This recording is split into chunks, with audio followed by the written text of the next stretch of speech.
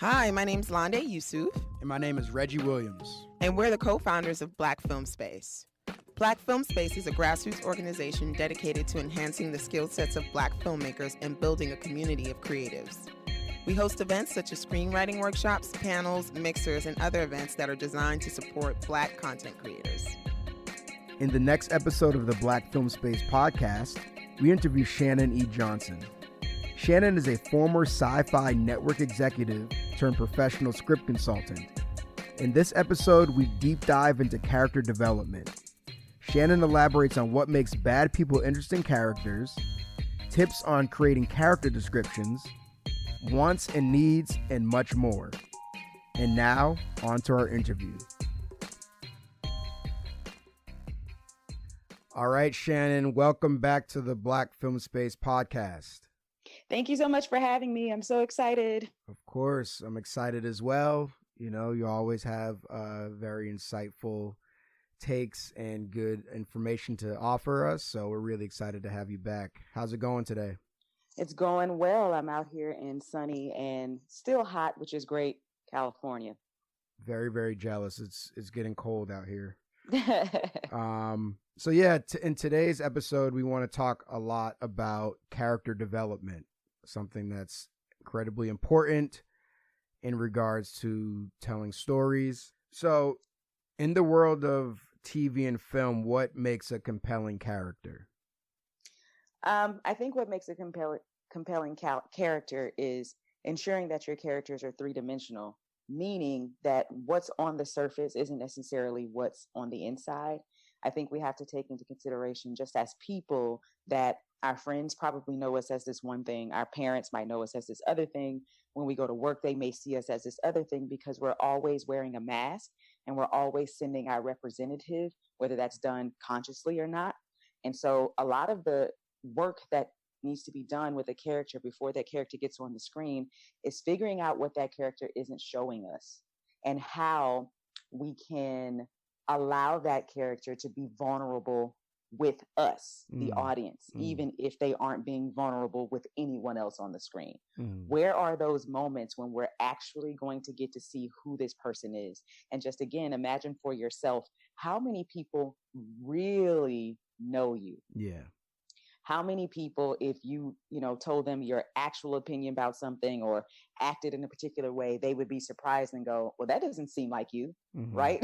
But that's because they don't really know that part of you because you haven't shared it for whatever reason. A lot of times we don't share because of fear. We think people won't accept it. A lot of the times we don't share because, we're trying to fit into a particular thing. But whatever that is, if we're doing it as people, so are the characters. And so some of the best characters that we empathize with the most are the ones that we get to see some of that stuff that's underneath the surface. So who are some of your favorite characters on either TV or film right now, like the past couple years? Okay, so I don't want to give any spoilers, but I saw Joker. Okay. And it's fantastic. And I actually put up a post a few weeks ago about, can people name movies or TV shows where the protagonist is the villain? And the reason I ask that is because we have to understand that characters have now progressed from good and bad. Like usually we say the protagonist is good, the antagonist is bad. None of that is true anymore. Antagonists can be good people and do bad things. Protagonists can be bad people and do good things, right? So we can decide to tell the story of a terrible person. Like, just think about House, right? He's not likable, but we liked him. He was still, kind of a douche, but we liked him, right? But in Joker, this is his origin story. We get a chance to understand how he becomes who he is. And that is all anybody on earth wants, is understanding. And because the writer does it so well to show us who he really is, that stuff that's underneath that other people don't know, there's so much tension in the scenes because we know stuff that the other characters on screen don't know. And so we're continuously empathizing, like, oh my God, if he would just tell them the truth, if he would just say this, if he would just show them this, because we all know it, right? But nobody else does. So I was just very, very intrigued with that character. I don't think I cried, but I definitely had just some just some moments of just like, oh my gosh, I just want to hug him. It made me rethink life. Like if people out here really want to stop bullying, they need to show people Joker.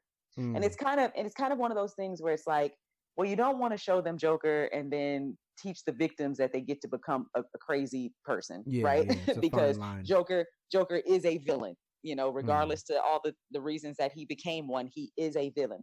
But I think what it teaches the bully is that you have to be careful with people, because people are only reacting to their environments. Yeah. And if you continue to push people, they explode. And so they do that in a very great way. And it's great because he's a villain. And yet we want him to win, even though he's doing bad things. Just generally, what makes a bad person a likable character? Relatability is always going to make someone likable. Also, realizing that everybody has someone they love or someone who loves them. And love is universal and relatable. So if you think about the movie Crash, the police officer was a racist, right? But when you see him go home and care for his father, you see that one moment tells you he's human.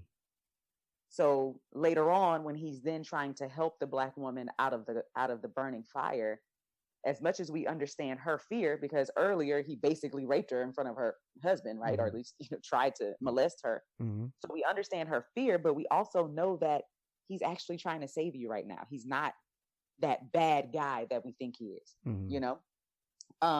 So I think relatability. I mean, I always go back to just think about history. Even the darkest people in history had wives, children, husbands, parents. And if somebody else out there can love them, then that means that they probably aren't this one-dimensional, creepy, mad all the time kind of person. There's something about them that's redeemable. That's a redeemable quality, even if it's how they care for someone or how other people care for them. So, it can become cliched, if used in the wrong way, but I think that's kind of one of the easiest things to do. Because also in Joker, he's caring for his mother, and we see how much he cares about her, and it's like, okay, he's human. He might be out here doing some terrible things, but he's just a person like everyone else. And everyone just wants to be seen at their core. Like, I'm just a human being out here trying to make it. Even the villains. Absolutely. So for the writers out there, how do we make the characters likable without being, I guess, cliche? Or one of the characters that I like the most would be Frank Underwood. But what else besides the relatability? Because for me personally, I can't relate to Frank Underwood. Like, I'm not a politician. I'm not trying to achieve what he's trying to achieve, but I do want him to succeed. And in my opinion, the only redeemable quality he has is his commitment to his wife. Right. But which doesn't seem like a lot because he's doing really fucked up things. He's a really fucked up president. So I guess, is there anything else that can contribute to a character being likable other than relatability? Definitely. And hopefully I can remember both of these points. I think one thing is, this is going to be a terrible example, but just go with me. Sure. It's the same reason people elected Trump into office. People are intrigued by someone who says and does whatever they want to do.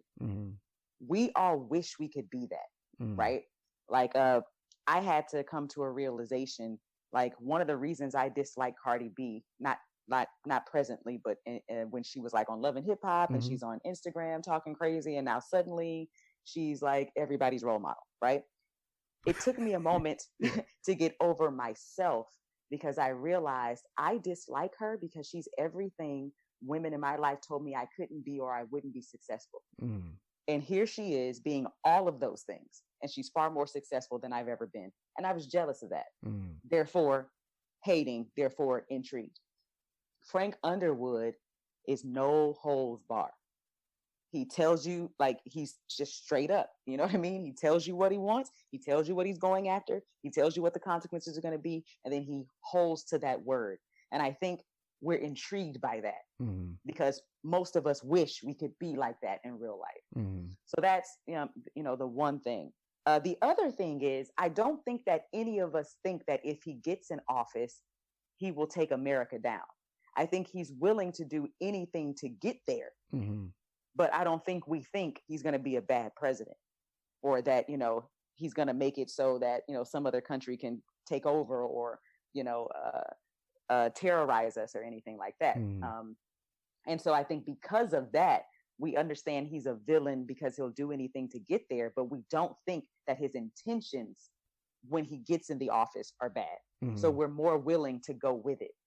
But I will say, for me in particular, it was the Frank will say and do anything, and I just love that. That's just like that does it for me. But B, I respected his relationship with his wife so much because I was just like, these people are open and honest with each other about everything. Yeah. and they're on the same page for the most part about what they want as a couple. And I think, again, people are looking at that going, man, I wish I had that on my level, whatever my level, is, whatever it is I got going on in my household. I wish I had that. So I think all those three things together, the fact that he will say and do anything, the fact that we actually believe if he becomes president, he won't be a bad one, even though he does bad things to get there. And the fact that his relationship with his wife is so open and, as strong as it can be for them to both be able to reach their goals. I think that makes him an interesting enough character, even if you don't like him. Yeah. And I think that's what writers have to understand, is that that's how we are evolving now, is that your protagonist doesn't have to be likable. He just has to be relatable and interesting enough for me to want to go on this journey with him or her. I don't have to like him. I don't have to want to hang out with him. Like, we're not there anymore where it's like all the guys want to be him and all the girls want to have sex with him, or, you know what I mean? Like, we're no longer in that place of characters. These people can be as odd as they want, but there's just got to be something there that makes them interesting enough for us to want to go on the journey. What are some common mistakes that you often see with character development when you're reading other people's scripts? I think the biggest thing is that there was none. That people had what they think this character looks like, what age they are, and they feel like that's enough information. Sometimes people don't even know what the people look like, and so it's obvious when reading a screenplay if the writer hasn't done the character development, because you start to see that the character is making choices that the writer needs them to make so that they can get from A to B, versus these are the decisions that this character would make. So again, going back and thinking about people that right?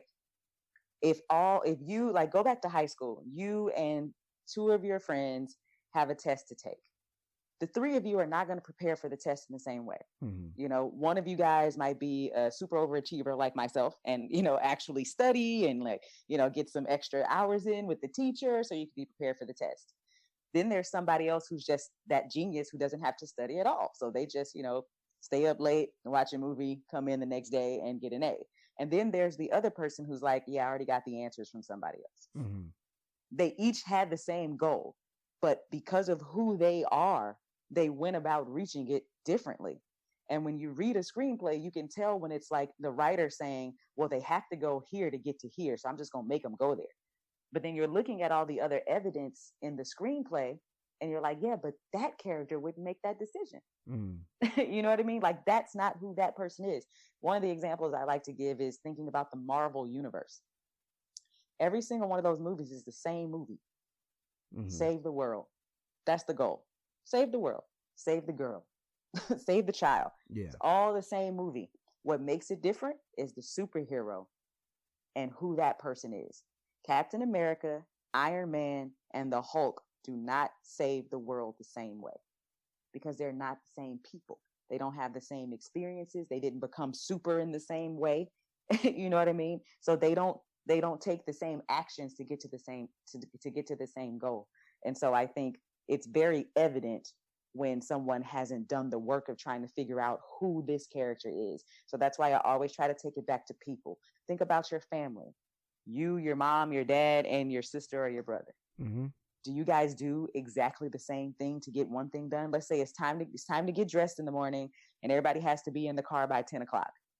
You can probably explain everybody's routine. And most of them are going to be different because of who they are. Somebody's a protagonist. I mean, not protagonist, a procrastinator. You know, somebody is the early bird who's been dressed and is in the kitchen having coffee. You know what I mean? Somebody else is walking around making sure everybody else is ready, so much so that they aren't ready. But that's because of who they are, because of, you know, their experiences, their background, the way that they were raised, you know, if they were in the military or not, you know, all of these things make them who they are. And if you don't take into consideration who people are, then you're never going to know how they're going to behave, because we behave based on who we are. Mm-hmm. You mentioned that Marvel's basically the same story. There's a saying that there's only 7, like, just generally speaking, whether it's theater, film, TV, virtual reality, whatever it is, like, there's only 7 stories, period. So I guess the only way to differentiate yourself is through character development. Exactly.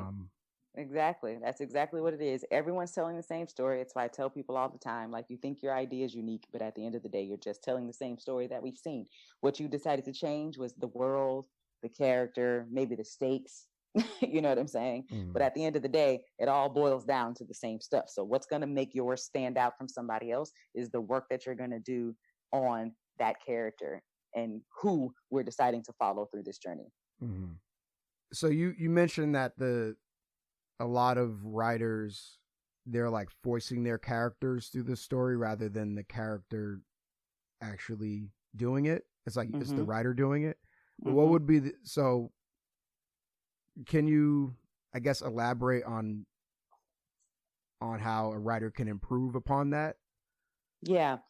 Let's try to give an example. So let's say you've introduced me to a character who's very shy. And that character's goal is to win a singing contest. And in order to win the singing contest, this character has to go up to the radio station and apply to get in. Everything that you've shown me about this character is that he or she is shy. But when he or she shows up to the radio station and can't get in, he or she decides to stand on a desk and sing a song and sing it so awesomely that they get signed. You haven't given me any proof that this character would ever make a scene like that. Yeah. Regardless to what they're trying to get, right? So because of that, you're saying to yourself, but wouldn't that be a cool scene if they, you know, the crowd is around, they're at the radio station in line, they can't get in, but they just want to get on this show so badly. So they stand on this desk and they sing, and it's a powerhouse moment. It's like, yeah, that is a cool scene, but your character wouldn't do that because you've proven in the other pages thus far that he or she is very shy. So how do you go from being very shy to standing on a desk in 15 pages? You know what I mean? Now, if you've given me some other evidence of this character pushing through that shyness, or this character, you know, the stakes are so high that it's like, you're going to sign me up. So I am shy, but now you're showing me that this character is standing in line, looking around very nervously, realizing he or she is never going to make it to the front of that line. Now she's sweating, you know, and she sees that desk, and she sees that the judges are like right on the other side of, you know, the glass window or whatever, and they can hear or something. And she's sweating so profusely, and she stands up there and her body is shaking. And when she first starts to sing, it's actually not really coming out. It's not that good. And she wants to get back down, but something in her tells her, nope, this is what you got to do. And by the end of the song, it's a powerhouse. Now I might believe that, but only if the stakes are high enough. because you're not going to show me that a shy person stands on a table in front of hundreds of people and just sings perfectly without having some real stakes. Mm-hmm. Because shy people will sometimes miss out on opportunities simply because they're so uncomfortable. Mm-hmm. Right? So you're going to have to prove to me that even though she is uncomfortable, because if she doesn't win this money, her mom can't get the money she needs for her operation. So she decides to stand on the table. Mm-hmm. That's different from, oh, well, she just, really wants to win this competition. Mm-hmm. You know what I mean? So hopefully that illustrates it a little bit, but that's like, writers deciding like, these are cool moments, or this is what needs to happen. Yeah. But you haven't given me any evidence that your character would go about it that way. Yeah. Maybe the shy person would already have a demo in their hand and, hide in the bathroom as they're dismissing all the people, and then, come out and like meekly put the demo in that executive's mailbox. You know what I mean? Because now they haven't had to talk to anybody or do anything out of the ordinary. They were still able to, keep to themselves, but they got their song to the person, and that was the point. Mm-hmm. So the question is, what would your character do? How would your character decide to get to the goal? And that's where the authenticity lies. And your audience can feel that when it's not authentic. They can feel when the writer is making choices and not the character. Mm-hmm. Are there any tropes that you see in characters that you think writers should be mindful of? I think writers should be mindful of writing characters they've already seen because they think that's what people want to see. Like, it's very obvious when writers are writing movie characters. You know what I mean? Because they're like, well, this is what characters do. It's like, no, it's not what characters do. You got to think about what people do. We're beyond that. So we're not saying that didn't exist at some point. You know what I mean? Decades ago, maybe that existed, that everybody wanted to see the same character put in a different movie. But that's not true anymore. So, I think, just because the person is, this is going to go into stereotypes, right? But think about staying away from stereotypes. Just because the person is tall doesn't mean that person plays a sport. Mm-hmm. Now, I haven't watched Tall Girl yet, but on Netflix, but I think, it plays a lot into that it's like, yeah, I'm a tall person, but I just want to be a regular person. Just because I'm tall, don't throw me into this box. Mm-hmm. You know what I mean? The same thing is true when you think about, people of color. We so easily will just, throw them into a box that we've seen them be in before. But I think the biggest thing is when it comes to dialogue, when your characters are just saying movie lines. Mm-hmm. And it's like, would your character speak that way? Again, take you and 3 of your friends and put yourselves in the same situation. Like, let's say the 3 of you are out, and for whatever reason, the cops come over and start to talk to you. The 3 of you might talk to that cop in different ways because of who you are and what you've been through, what you experienced. But what happens a lot of the times is we just let our characters say what we've heard before. Yeah. It's like, oh yeah, this is what people say in movies. And that takes away the authenticity. We're looking for what that character would say, how that character would handle that situation. Mm-hmm. Can you give us an example of a trope? Okay, so here's one. Black boy from the hood becomes black boy not in the hood, but he can't get rid of his hoodness. Mm-hmm. Like, we see that so often. And usually that little black boy is the same little black boy. And it's because we're writing him that way, because society / entertainment has shown us that that's who little black boys are. Mm-hmm. What we haven't done is taken into consideration the little black boys we actually know, mm-hmm. the people that we actually know, and think about, well, why do they do what they do, act how they act, etc. I think we easily will say, well, it's a little black boy in the hood, so his mom must be on crack, his dad must not be there, and that's why he behaves the way he behaves. And it's like, but is it? Mm. Is there anything that's deeper than that? If not, then you're just writing the same movie we've already seen, so why do we need to see your movie? Mm. The other one, and this one is becoming a trope, but that's because, we're all living in the same time and we're all watching the news, etc., and Black Lives Matter, etc. So now we're getting a whole lot of cop kills black boy. Yeah. You know what I mean? And it's like, okay, but now that that's being done everywhere, how is yours going to be different? Yeah. Now, for me, I wouldn't even write about it because everybody's writing about it. It's like, okay, but if you're going to decide to write about it, because a lot of people say, well, that's my story, that's what I want to tell. Great, cool, write it.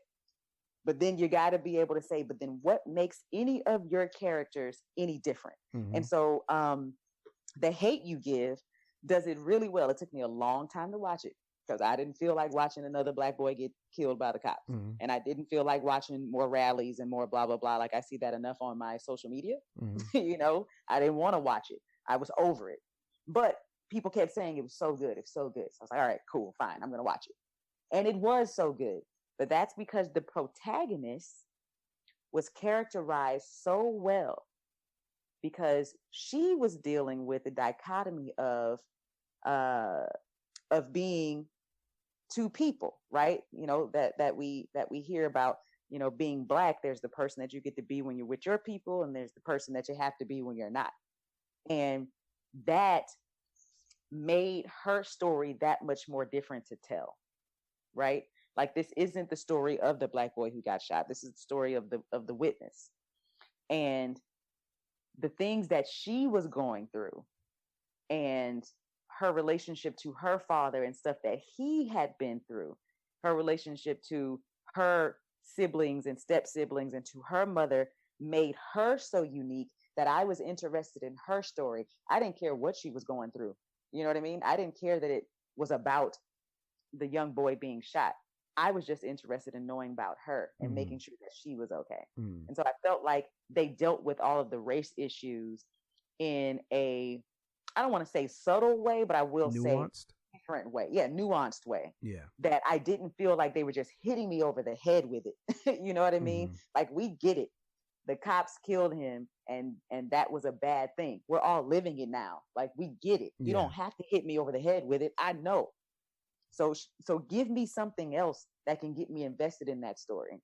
And they did that really well with the main character, whose character name I don't remember, but Amanda's character. I was really just intrigued by her and her having to come into her own to say, you know what, I'm going to be the same teenager regardless to which school I'm attending. But that was her journey, going through being a witness to her friend's murder is what helped her to decide, these white people are going to have to take me or leave me. You know what I mean? Like, this is who I'm going to be. But him being killed was just the catalyst to her change. You know what I mean? It wasn't about him, and it wasn't about, the riots, and it wasn't about all of that. It was about her becoming comfortable enough with herself in both her neighborhood and her school. How can writers improve their character development? So I have a workbook right now about character development, and it's called Who Am I? And it basically asks several questions about people that you can decide to put into who your protagonist is. But some of the stuff you have to consider is trauma. Everybody has their own trauma. Everybody, big or small, because if it's my trauma, it's big to me, even if it's small to you. Right? So somebody's trauma might be, I had a working mother and she was never able to come to any of my pageants. Somebody else's trauma is, I didn't have a mother at all. You see what I'm saying? Yeah. So to that person who didn't have a mother at all, they're looking at this other person like, so you mad because your mom didn't come to pageants? Chill out. But that's their trauma. Now, because this person's mother never came to their pageants, they've always felt just a little bit not good enough, as if whatever was happening in mom's life is more important than what's happening in her life. Now, is that true? No, mom is at work. But for that child, that's her truth. That's what she held on to. And now you can see it in her adulthood, why she makes decisions that she makes. Why anytime she's having something, she makes a big deal about it. And she's really upset if people say they're going to come and they don't. right? Mm-hmm. Now people are like, yo, it's just a birthday party, chill out. But for her, it's like, no, it's my birthday party. Yeah. And everybody should be here. And she does like some big, huge thing every year. And everybody's like, really, again? But that's her trauma. Therefore, she acts out of that trauma. So, figuring out what these people have been through. And with that being said, it doesn't mean that the trauma has to be on the page. Your script doesn't have to be about their trauma. But if you understand why they make decisions the way they do, then you'll be able to understand which decisions they would make along the way in your screenplay. Mm-hmm. You know what I mean? Mm-hmm. And maybe it becomes the information of other people. Maybe it doesn't. Like, for example, I gave somebody this example the other day. So let's say we have a mom whose child was kidnapped. So the goal of the movie is for mom to get the child back. So we learn in backstory that mom was raped as a child.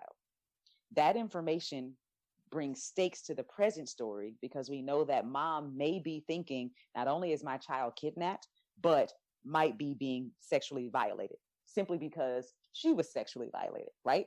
So that's information that helps us. Great, thank you. Now let's say same mom, same child, but child is not kidnapped. Child is just trying to get into the school play. And mom's goal is to do anything necessary to get her child in the school play. Mm-hmm.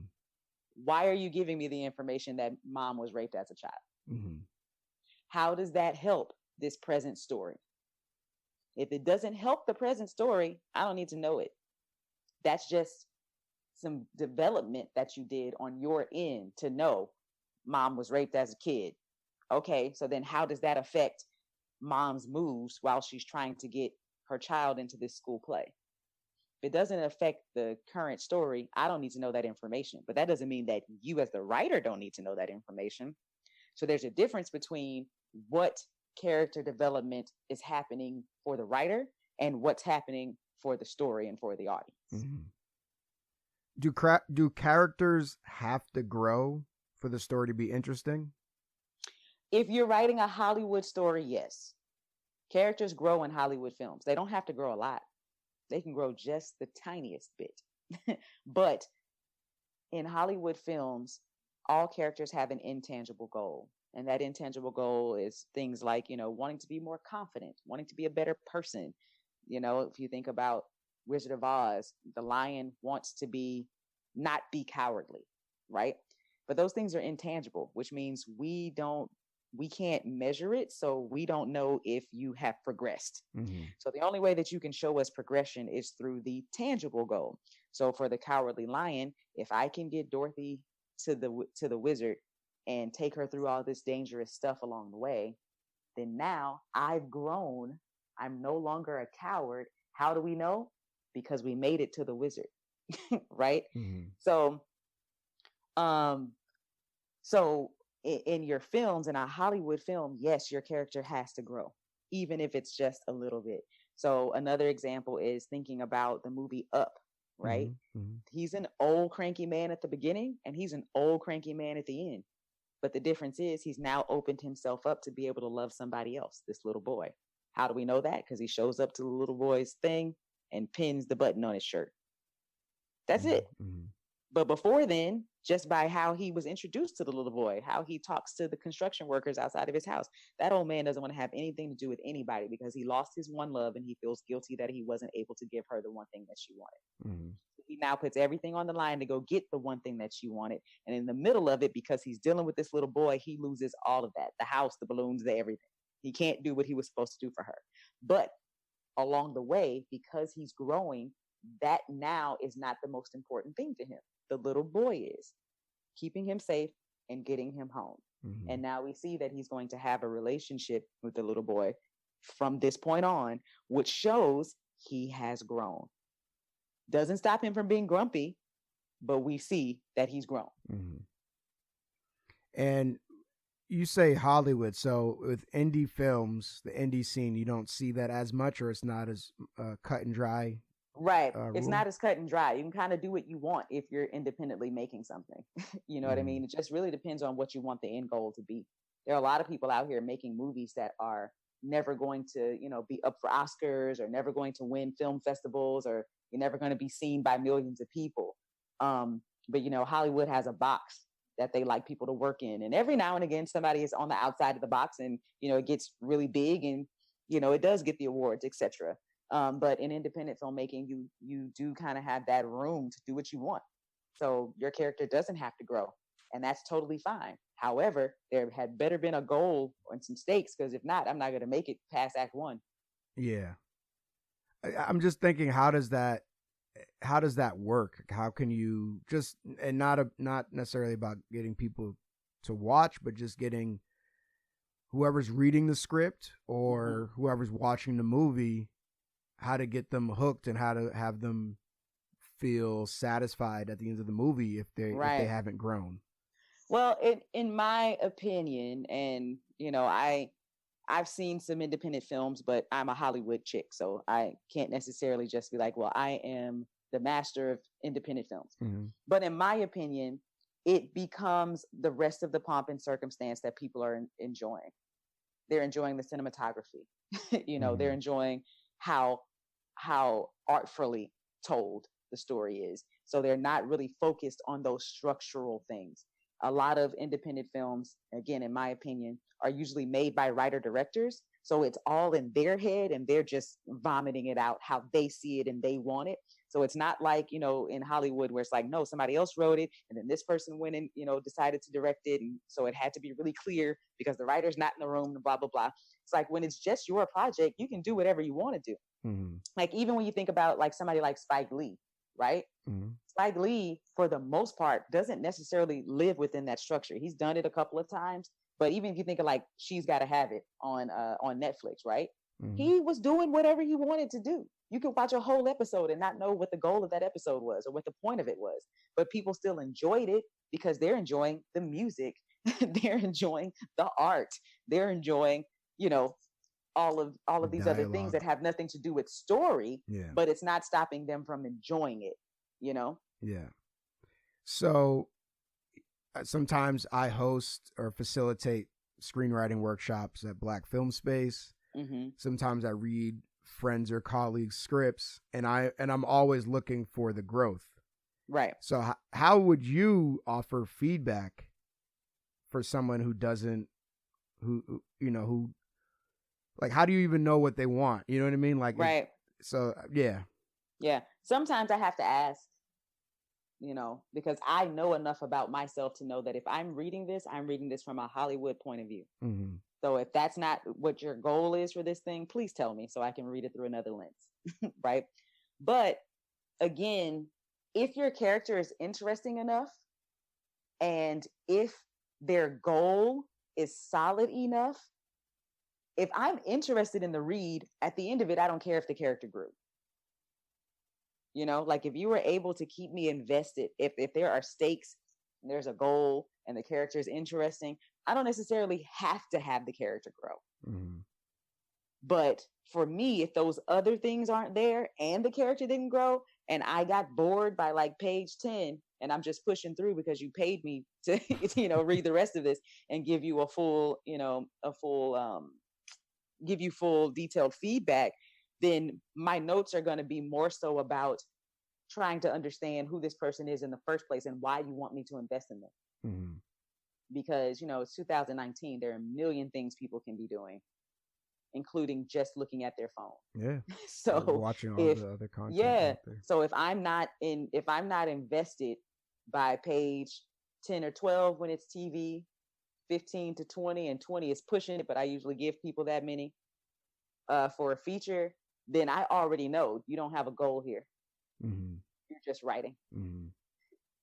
So at the end, I'm not even concerned that the character didn't grow. I wasn't interested anyway. Mm-hmm. I don't even care, about what's going on because you don't even have a real goal. You just have people who are participating in scenes, but not for any particular reason. They're not really trying to get anywhere or do anything. So. Mm-hmm. What about growth in short films?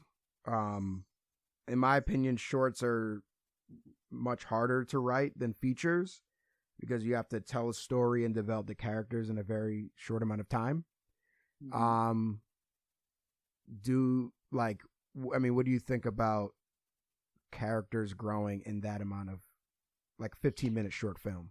Yeah, I actually love a short. I'm in that space right now, which is weird. So a couple of my shorts have placed finalists in a few competitions this year. And I think if you just look at the short, just like you would a feature, and realize there's a beginning, middle, and end, then it's the same work. So I can grow as long as you gave me an attainable goal.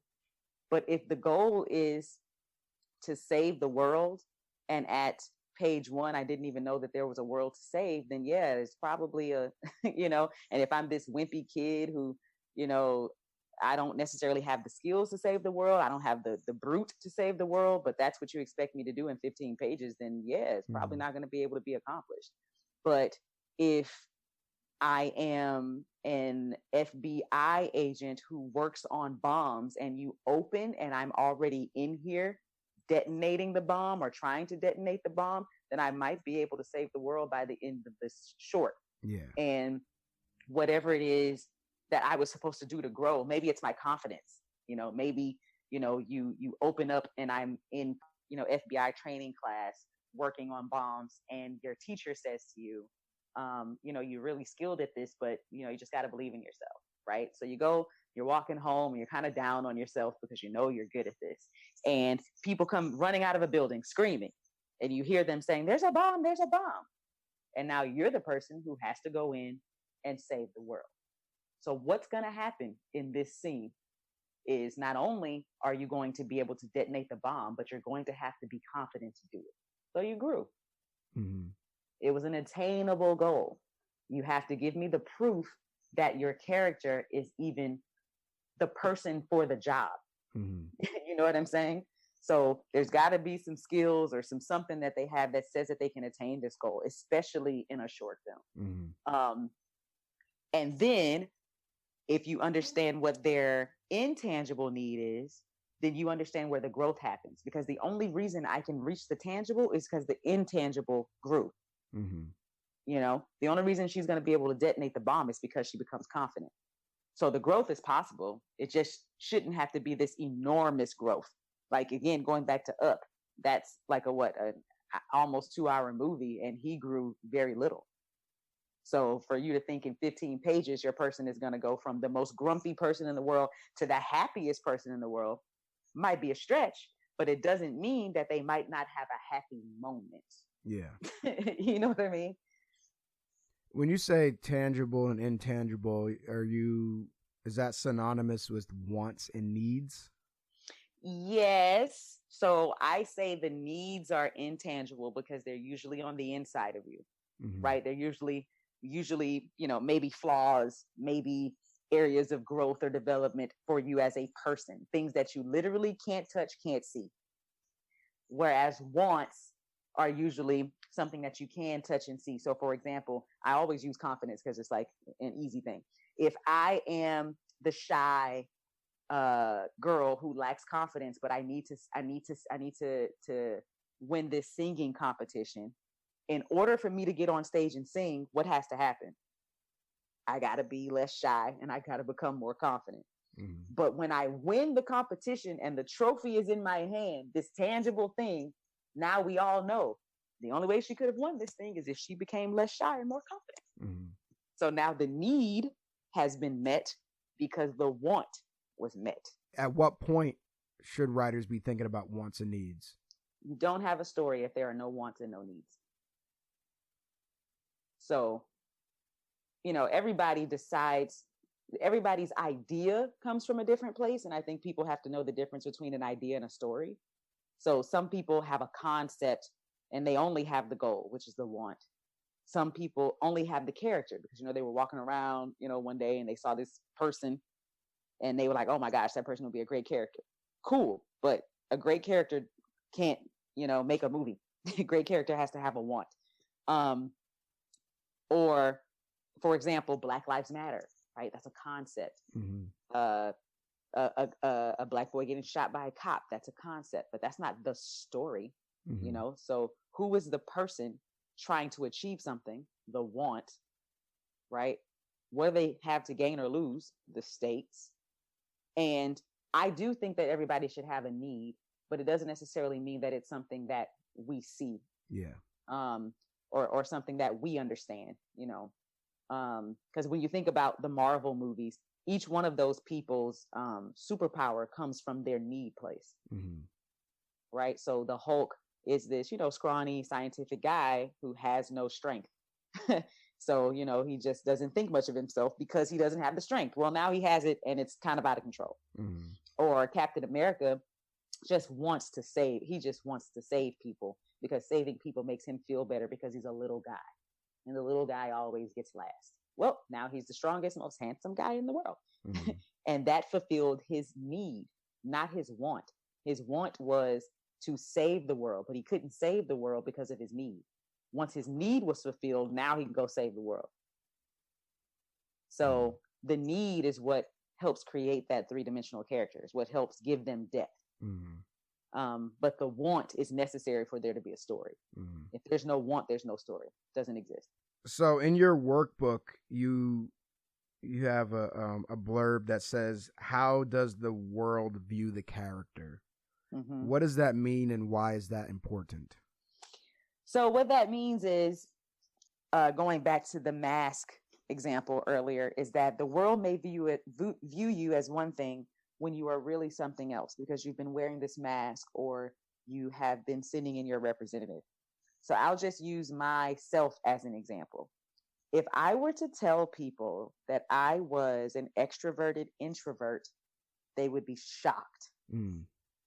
There is almost no one in my life except for my mother who would even consider me the least bit of an introvert. Mm-hmm. And that's because I play the role that's necessary, right? A lot of people, want me around because Shannon's going to have a good time. Shannon's going to be the one that if something needs to be said, Shannon's going to say it. Meanwhile, Shannon would just like to be sitting in her house alone watching television. Mm-hmm. That's like what I would like to be doing, mm-hmm. But almost everybody out there in the world, like Shannon's the kind of person who will get on a table and dance having had nothing to drink. I don't have to have anything to help me. I just have a good time in that kind of way, right? Mm-hmm. So most people would go, Shannon is such an extrovert, but they have no idea how much time I like to spend by myself. Mm-hmm. I don't like to be on the phone. I can go like weeks and not talk to people. I literally have reminders in my phone to call people and say hello, just so they know I'm alive and they know I care about them. Yeah. That's how much of an introvert or loner, kind of person I am. But most people don't know that I am this, kind of introverted, kind of loner person. People just don't know that. So the question is, how does the world view your character? Who do they think your protagonist is? And then the follow-up question is, well, who does your character's friends and family think he or she is? And then the best question is, but who does your character think he or she is? Mm-hmm. There are a lot of people out there who are very unaware of themselves. No self-awareness. There are people out there who think I'm the best communicator ever.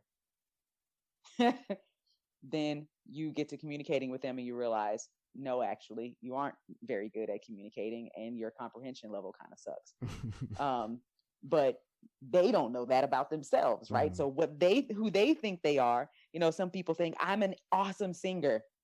And then they go on American Idol because maybe their parents have been lying to them their whole lives and saying, yes, you are. And then they get on American Idol and the whole world is going, you're tone deaf. Yeah. Right. So, who your character thinks they are is very important, but also who the world thinks they are, because the world is going to give them that kind of social proof. Right. So going back to that your character has to have the skills or something to make us think that they can actually be the person who reaches this goal, who attains this goal, like they're the person for the job.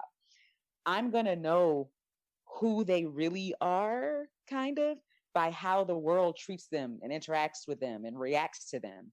So like if a really famous person comes into the room, a person who thinks they're really famous, let me say it that way. If a person who thinks they're really famous comes into the room and everybody in the room starts screaming and taking pictures and walking over to them, even if you don't know who they are, what did you just say to yourself? That person must be famous. Yeah. Who is this person? Right? Take that same person who thinks they're famous and put them in another room and no one notices them. Like nobody looks in their direction. Some people bump into him or her as they're like walking around. So you're not thinking to yourself, that's a famous person. Mm-hmm. Right? So in just that, not even 2 lines of action, you just taught me how the world views this person, either as the celebrity they are, or the celebrity they think they are, but they really aren't. Mm-hmm. And so that can just add a little depth, and it can be done so easily, you know? Any tips on giving characters distinct voices, like different characters, different voices, and variety? That is the hardest part. I mean, it really is, because a lot of the times the writer's voice is what comes out in the dialogue. And I have that problem too, you know? But I think we need to consider that the writer's voice comes out in the action. The writer is telling the story. The writer is the narrator, right? So the writer's voice is coming out in the action. The character's voices should be coming out in the dialogue. So it becomes really easy when you're thinking about dialects, right? Like, you know, if these people are in New York, you can add, you know, son here and there.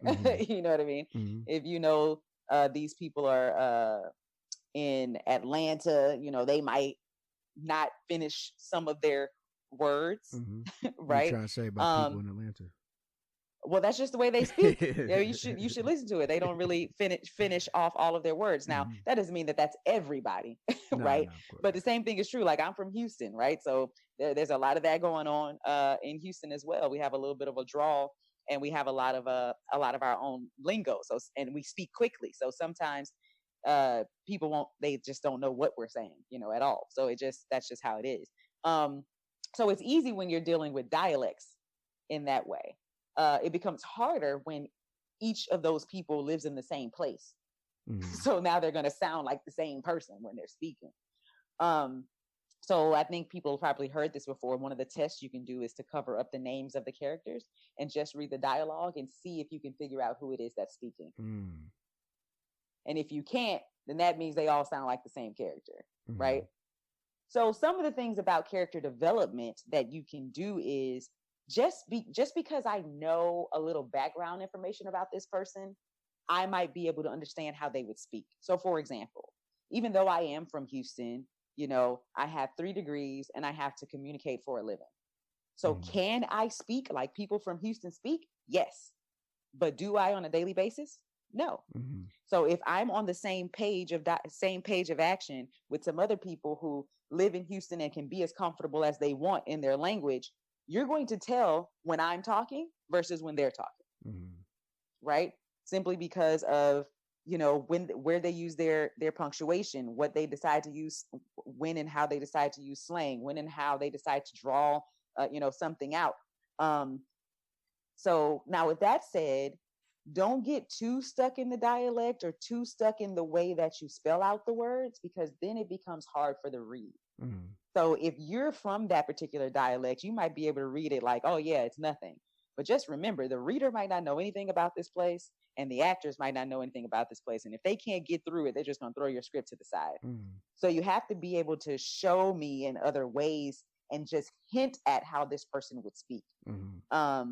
Instead of, you know, always writing it out in some kind of language that I now have to decipher as I'm reading along. So I think that's one of the hardest things. But, you know, if I'm a mom in a screenplay with a teenager and a toddler, you should be able to cover up our names and know who's speaking, right? Because the teenager is going to have their particular lingo, mom is going to have hers, and toddler is going to have his or hers, you know? So we just have to really take into consideration, who is it that's speaking? Why do they speak that way? You know, who out of the crew never splits verbs? You know, who out of the crew is all, you know, stutters? And when it comes to stuttering, you don't have to write the words in a stuttered form. You can tell me this character stutters in the description. In the description, right? In the action. So now the actor knows this person stutters. And it's also great if you've given me the backstory so I understand why this person stutters, because some people stutter because that's just literally their speech impediment. Some people stutter out of nervousness, out of fear. You know, and things like that. So whatever that is, that helps even more, because now the way that actor decides to stutter is going to be different because you've given them the information to be more informed about the character. You know what I mean? So yeah, definitely a difficult place. Some people have a natural knack for that, for dialogue and making people sound different. But I would say, watch a few shows or movies that you really like and try to pay attention to how distinct the voices are for the different people. Mm-hmm. See if you can get your hands on the scripts and then see if it's written that way or if the actor did it. Mm-hmm. Because sometimes it's just the actor, yeah, who's come in. Yeah, and then once you've heard the actor do it a few times, now when you read the script, you can suddenly hear that these voices are different. Mm-hmm. Right? But I think, speech pattern really matters. Because this is an area for me, that's, an area of development as well. When I read people's scripts, I'm not that much of a stickler about it unless it's just over the top, unless Mm-hmm. it just literally sounds like the same person. Mm-hmm. Like I'm just hearing the writer talk. Mm-hmm. Even the slang that each character uses, the speech patterns, where they're putting their pauses, where they're putting their punctuation. It's just like, yo, this is the same person talking for the whole script. Mm-hmm. It becomes a little obvious. How do you introduce a character in the script? So introducing a character in a script, depending upon the format. So some formats will ask for all capital letters. Just that one time that you introduce them, like the first time that you introduce them. Some formats ask for capital letters every single time that person is in the room or enters the room. But you want to give us a description.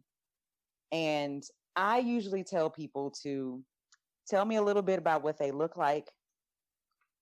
If their profession matters, if it matters, everything in your screenplay should matter. Everything is a setup to prepare me for something else. So don't tell me that this person's a golfer if it doesn't matter. Mm-hmm. We're never going to see them play golf if we never see them wearing tennis shorts, if they don't have racks hanging on their walls, if they don't have a particular body stature because they're a golfer, then not racks, clubs, then why are you telling me? Mm-hmm. It doesn't matter. But if their profession matters, like if somebody is a professional handler, you might want to let me know that. That might be cool information for me to know. You want to talk about their age. You want to talk about their race if it matters. Realize if it doesn't matter, a lot of people will just make them white. So if you want them to not be white, you might want to let us know what color they are. And then make that a part of who they are. Because as we know, we're Black people and we have a culture. So if it matters that I'm Black, then make it matter that I'm Black. Because if not, again, going with Hollywood, if you're going to sell this thing, then the people can just change the people as much as they want. Mm-hmm. Same thing with the city. I always say the place is a character. So if you want this thing to be shot in a particular place, you got to make that thing a character. If not, they're going to shoot it wherever they want to shoot it. Mm-hmm. Or, even if they shoot it somewhere else and they try to make it that place, but they might just change the place altogether because it doesn't matter. Mm-hmm. But in that description, you want to write out all the stereotypes that you can think of about that character, and then write the opposite of that stereotype, because people are far more complicated than their stereotypes, right? So going back to the example of being tall, just because someone's tall doesn't mean they're athletic. So if you are going to use tall and athletic, ask yourself, are you using that because it's the cliched thing and that's the thing that you're used to reading in other people's scripts and the thing that you're used to seeing on camera? Are they athletic because they need to be athletic because something about their character, makes them need to be athletic? Or are they tall and have no coordination whatsoever? Now that person's more interesting. Because if you walk into a room and you see someone who's 6'6", the first thing you're going to think is this person plays basketball. Mm-hmm. Then if you see that person take 2 steps and fall, you're going to say, oh no, this person doesn't. And then you're going to start to wonder, what can this person possibly do for a living? Yeah. Right? They're that much more interesting simply because they're not who you thought that they were. So the same thing is true about your characters. Like, write something out about them that you think is true, and then see how you can turn that thing on its head to make them far more interesting than just that stereotypical thing. Mm-hmm. And what about describing the way the characters look? Do you have a preference, or does it matter? I know some writers just write out literally what they look like, and then others paint the picture and make it. Mm-hmm. So what do you think? So this is what I think. Again, going back to the action is where the writer's voice is going to be the most profound. So this is your time to get your writing on. this is the closest that we're going to get to, being able to write in prose and write a novel and spend, pages and pages on describing something. So the more descriptive you can be, again, this is action. So no, you shouldn't be writing pages and pages, of just action. But, maybe you give yourself a full line or two instead of just the parentheses of white 43, right? So that we can hear your voice and so that we can see that person. Like I read something yesterday, and I won't give it away, how she described this woman. But she described this woman, and I like literally smiled and smirked and was like, yep, I can see that person. And that's what you want to happen, right? I can't see white 43. White 43 can look like 1,100,000 things. So especially if this is your protagonist, your antagonist, people who matter, if these are definitely people who matter, if these are just the extras, like it's a cop and this cop is only here for this one scene, unless the quirkiness of the cop is going to play into how they participate in this scene, then all I need to know is cop. I don't even need to know, how old they are, what they look like, unless again, it matters. Yeah. Going back to everything in the screenplay matters. So if it matters that this is an older cop, because an older cop would handle this situation differently, if it matters that it's a younger cop, because them being a younger cop is why they decided to handle the situation differently, then let me know. But other than that, then just let me know it's a cop. It doesn't matter. It can be any extra. They can just throw that person in. But when it comes to your characters that matter, this is your time to inform the reader, yes, but also the actor on who this person is. The more information you can give them, the more they can make decisions about how the character speaks, how the character walks, how the character talks. You know what I mean? So yeah, utilize that space. Again, only one, maybe two sentences, but utilize it. Like, let people know, like, this is who this person is. They're not just, Black and age 28. They are young, gifted, and not Black. That's going to be the funny thing, right? Because everybody's heard young, gifted, and Black, right? Yeah. So now if you decide to write your description as, Shannan is young, gifted, and not Black, though she wishes she was. You know how much information you just gave me about Shannan? Now I'm picturing, a non-Black person who's always trying to be cool and act like she's Black. And you didn't say she's trying to act like she's Black. You just said she's young, gifted, and not Black, though she wishes she was. That gives that actor something to play with and something to work with. And then it also shows your humor as the writer. Awesome. And what about names? Is that significant at all? Like how we name our characters? The biggest thing I would say about naming your characters is making sure that it doesn't come some alliterative list of names, right? Like if everybody's name starts with the same letter, I'm telling you now, the reader is going to have to reread everything trying to figure out who said what. So if you can distinguish them by giving them their own separate names with their own separate syllables, that's just helpful for the read. You also don't want, like I've done table reads where there have been, some character names that are so similar that the wrong actor starts reading because they think that that's their character, right? And it happens over and over and over. So at this point, it's like, it's not the actor's fault.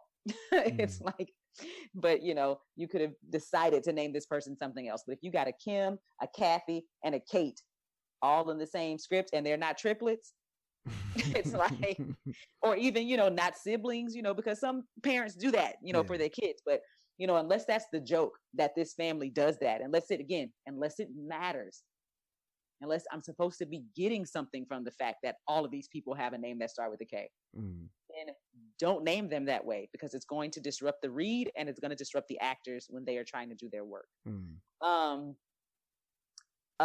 that, I would say, Black people do this most. Is if you're going to name a character something, name them that. Don't call them 15 other things in the whole script. Now I don't know who we're talking about, right? Because it's like, you've given me their government name on the introduction, but every time they're slugged to speak, you put, their nickname, but then their mama calls them a whole nother nickname. Yeah, without telling us why. Without telling us, like, who are we talking about? And it's like, yes, that might happen in real life, but this is a screenplay and I'm trying to follow this person's journey and I don't even know who you're talking about at this point. So just give me like that one name And then, or let me know his name is Curtis Jones Jr. Everybody calls him CJ. Yeah. Great. Now I know that if I hear somebody say Curtis, if I hear somebody say CJ, I know they're talking about the same person. Mm-hmm. But even from that point, if you told me his name is Curtis Jones Jr., but everybody calls him CJ, but then for the rest of the script, everybody calls him Lil One, I don't know who we're talking about. Mm-hmm. Mm-hmm. You didn't tell me that was CJ, so I don't know. So now that's 3 different names for one person. And now I'm confused. So I would say that's the biggest thing about, naming. Just be consistent and make choices that are going to help the read, not hurt the read. Yeah. So is there anything else that you'd like to add in regards to character development? Well, one thing that I like to add is check out my workbook. It's a decently cheap workbook. You can get it from my website, www.awriterforyourwriter.com. But it's a few pages to just help you consider everything about your character, because everything about what we've experienced in life has made us into who we are now. And the reason we act like we do, behave like we do, react like we do is because of what we've been through, even if going through something is, not life or death, because I know a lot of people hear that and they go, well, I didn't have a hard time growing up. That doesn't mean that you aren't reacting based on your youth. It's not about having a hard time. It's just about whatever your experience was. Some people's was hard, some people's wasn't. That's totally okay. But because you didn't have a hard time growing up, that might mean as an adult that you're inconsiderate to people who did, because you don't understand their experience. Now you make decisions based on that. That's all we're trying to get out of that. So check out that workbook. I have other workbooks on the site as well. Some that deal with setting goals, because a lot of the times people have no idea what their story is about. And I would really want them to know it before they start writing. I can read 120 pages and get to the end and say, yeah, but what was this about? So you got 120 pages of stuff, but I didn't necessarily understand who was trying to do what and why. Then I also have a workbook on outlining, just so that people can, understand how to figure out all that structure stuff first before they start writing. A lot of times we get to a blank page and we just go, and we don't realize all the plot holes that we're setting up for ourselves. And that's why we end up writing for 5 years instead of 3 months, So that workbook is on there as well. And then you can also buy the full workbook, which has all of the worksheets in there. You can just get it all at once, because some people are great with learning on their own. So that's a way for you to do that. If you're someone who would rather have an online class experience, I am doing 2 online classes starting on November 4th.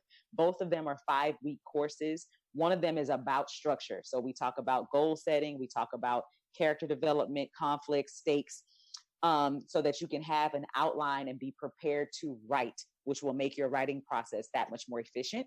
So the other class that starts on November 4th is for you to write your screenplay. So if you already have your outline together, and I know the difference between whether you have an outline or not, but if you already have that foundation and already have that outline, and you're looking for accountability partners, right? Because I'm one of those people who believes it does not take years to write a screenplay. It just doesn't, unless of course you for real just don't have the time, which some people don't. But if you have the time and you have the outline, you should be able to get this thing done lickety split. So in 5 weeks, we get your screenplay written. It is a writing intensive. Each week an act is due. You're going to not only get feedback from your peers, but you also get development notes from me on each act. You get development notes on the entire screenplay when you're done with it. You make your 1-page pitch document, and then you also get to get notes on your oral pitch. So we get all of that done in 5 weeks. Wow. So if you are ready for that kind of challenge, you can go online now and register for that class. So just so you know the difference in the names, the structure class is called No Writer's Block, and the writing intensive is called F the What If Life, because we're all like that. What if I wrote this screenplay? F that, let's write it. So let's get it done. Nice. So you can find all of that on my website. And if you have any questions, you can find me at The Professional Pen on Instagram. Awesome. Thank you so much, Shannan. Really appreciate it. I'm inspired. I'm going to go do some writing a little bit later today. Awesome. Thank you. I always like hanging out with you guys. Thanks for listening to the Black Film Space podcast. If you're interested in being part of our community and attending events, please visit us at blackfilmspace.com and follow us on Facebook, Instagram, and Twitter at Black Film Space. Subscribe to our email list and podcast. All right, see you soon.